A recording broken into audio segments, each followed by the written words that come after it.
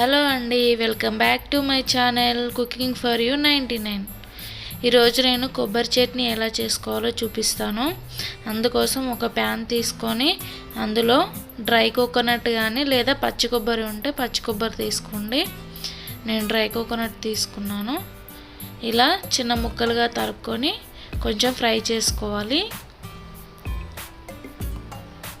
ఇలా ఇవి కొంచెం ఫ్రై అయినాక పుట్నాలు ఒక 3 to 4 టేబుల్ స్పూన్స్ వరకు వేసుకొని అవి కూడా కొంచెం ఫ్రై చేసుకోవాలి. ఇలా ఫ్రై చేసుకోవడం వల్ల పచ్చివాసన అనేది ఉండదు. చూడండి, ఇలా మంచిగా ఫ్రై చేసుకున్నాక వీటిని మిక్సీలోకి తీసుకొని అందులో ఒక 1/2 టేబుల్ స్పూన్ జీలకర్ర, అలాగే ఒక 4-5 వెల్లుల్లి రెబ్బలు వేసుకోవాలి. ఇందులోనే మీ టేస్ట్కి సరిపడా సాల్ట్ వేసుకోండి. అందులోనే ఒక రెండు పచ్చిమిర్చి వేసుకొని ఇలా స్మూత్ పేస్ట్ లాగా చేసుకోండి. ఇప్పుడు దానికోసం పోపు రెడీ చేసుకుందాం.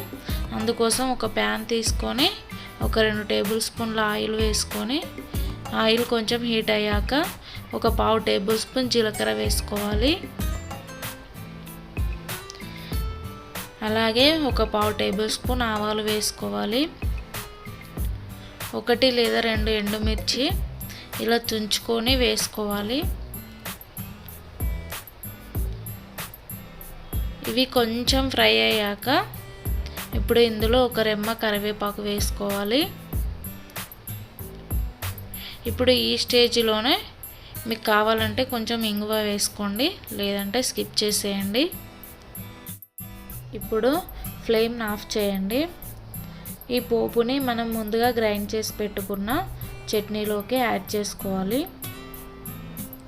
అంతే అండి, చాలా సింపుల్గా కోకోనట్ చట్నీ రెడీ. నా ఈ వీడియో కనుక మీకు నచ్చినట్లయితే ప్లీజ్ లైక్ చేయండి, షేర్ చేయండి, సబ్స్క్రైబ్ చేసుకోండి. Thank you for watching.